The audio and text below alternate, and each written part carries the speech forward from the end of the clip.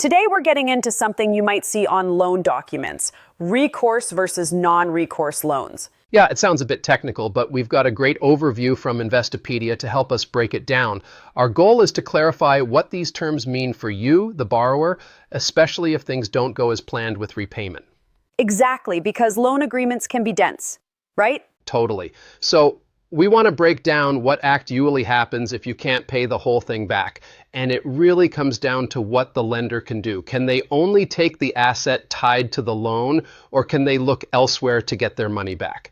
That's the core of it. So a recourse loan, it sounds like, gives the lender more options beyond just the house or the car. That's right. Whereas a non-recourse loan, well, it generally limits them to that specific asset. Big difference. Okay, let's dig into recourse loans first. What does that actually mean for someone taking one out? So with a recourse loan, let's say you default. The lender takes the collateral, maybe it's your car, and they sell it, right? Right. But if the money they get from selling it doesn't cover the full amount you still owe, well, they have the legal right to come after your other assets. Other assets? Like what specifically? We're talking things like your savings account, investments, or even garnishing your wages. Wow, okay. So that's pretty significant from the lender's perspective. This must really reduce their risk. Absolutely. It's a big safety net for them. And because they have less risk, especially if the borrower's credit isn't perfect, that can sometimes mean a slightly lower interest rate for the borrower compared to a non-recourse option.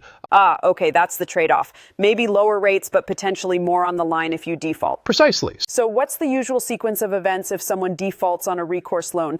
Typically, the first step is seizing and selling the collateral: car, boat, whatever secured the loan. If there's still money owed after that sale, what they call a deficiency balance, then they can start legal proceedings to go after your other assets or seek wage garnishment. Gotcha. Can you give us a couple of real-world examples? Sure. Think about a typical auto loan. Most are recourse. So you stop making payments, the bank takes the car back, sells it at auction, and cars lose value fast. Exactly. So if the auction price doesn't cover your remaining loan balance, the lender can legally pursue you for that difference. They could try to get money from your bank account or get a court order for your employer to deduct it from your pay. Right? And what about mortgages? Usually the biggest loan people have. Yeah, most standard mortgages are recourse loans too. But Investopedia points out something interesting. There are actually 12 states where both recourse and non-recourse mortgages are allowed. Oh, really? Which states are those? Let's see. Alaska, Arizona, California, Connecticut, Idaho, Minnesota, North Carolina, North Dakota, Oregon, Texas, Utah, and Washington. Quite a mix, huh? Yeah, so in those states, if you have a recourse mortgage and say the house is foreclosed on and sold for less than you owe, the lender could come after other assets. Yes, legally they could in those states with a recourse mortgage.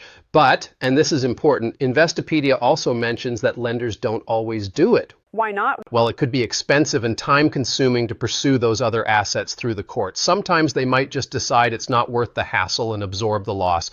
But the key thing is the option is there with a recourse loan. Right? The possibility exists even if it's not always acted upon. That's a subtle but important point. Now, something else you mentioned. The source also mentions tax implications if you just walk away.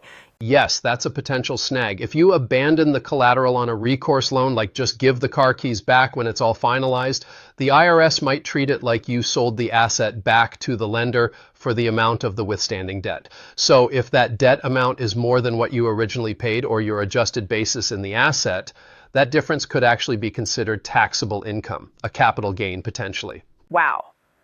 So you could default, lose the asset, and get a tax bill? It's possible. Yeah. Say you owe $20K on a car now worth $10K. If you walk away, that $10K difference could be seen as income you need to pay taxes on. Good to know. And when do we tend to see more recourse loans being offered? Investopedia notes they become more common during economic downturns. Makes sense. Lenders want that extra security. Exactly. Recourse loans give them that added protection against losses. Okay, so that's recourse loans, potentially lower rates, maybe easier access, but your other assets are on the hook if things go wrong. Let's flip it now. Non-recourse loans, what's the big difference? The fundamental difference is that the lender's recovery route is strictly limited. They can only go after the specific collateral named in the loan agreement. That's it. That's generally it. If you default, they seize and sell that asset, say the property. But if the sale doesn't cover the full debt, the lender usually has to eat that loss. They can't touch your savings, your investments, your other stuff. Okay, so from the borrower's point of view, that sounds much safer. It shields your other finances. It does offer significant protection for your other assets, yes. But there must be a catch, right? Lenders aren't just going to take on that extra risk for nothing. Precisely, because the risk is higher for the lender. Non-recourse loans typically come with higher interest rates than comparable recourse loans. Higher rates, anything else? Yeah, usually stricter terms too. You might need a larger down payment, for instance, and they're often reserved for borrowers with really strong credit histories. So, harder to qualify for. Generally, yes. Lenders want to minimize their risk somehow, so they look for borrowers who are seen as very low risk overall, even with the non-recourse structure. Investopedia even says many traditional banks tend to avoid offering non-recourse loans in a lot of situations because of that higher risk profile. Right? So it's not like a free pass if you default, even though other assets are protected. What are the downsides you still face? Oh, definitely not a free pass. You still face serious consequences. First, you obviously lose the collateral. The house goes into foreclosure, for example. Of course.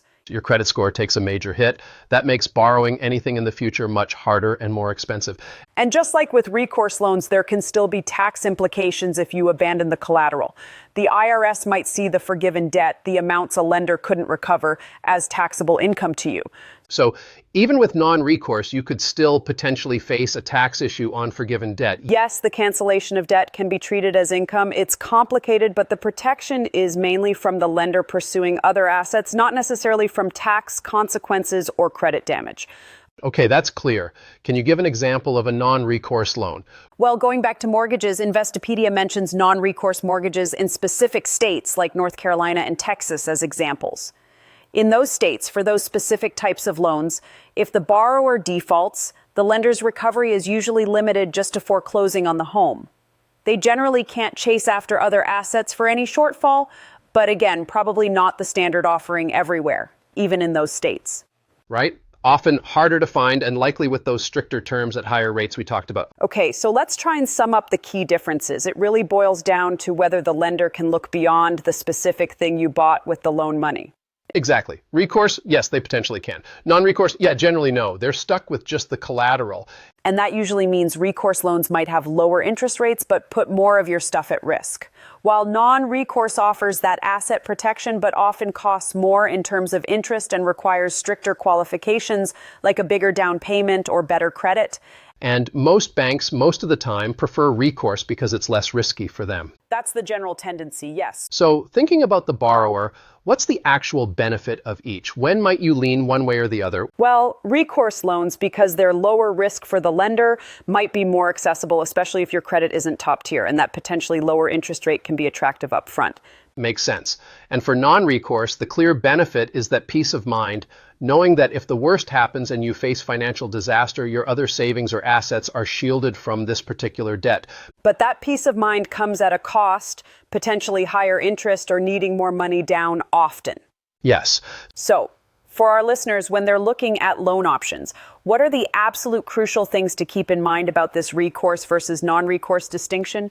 I think the number one thing is to be really honest with yourself about your ability to repay the loan. Default is bad news either way, right? Credit damage, losing the asset. Exactly. But with a recourse loan, you have to understand that the consequences can ripple much further.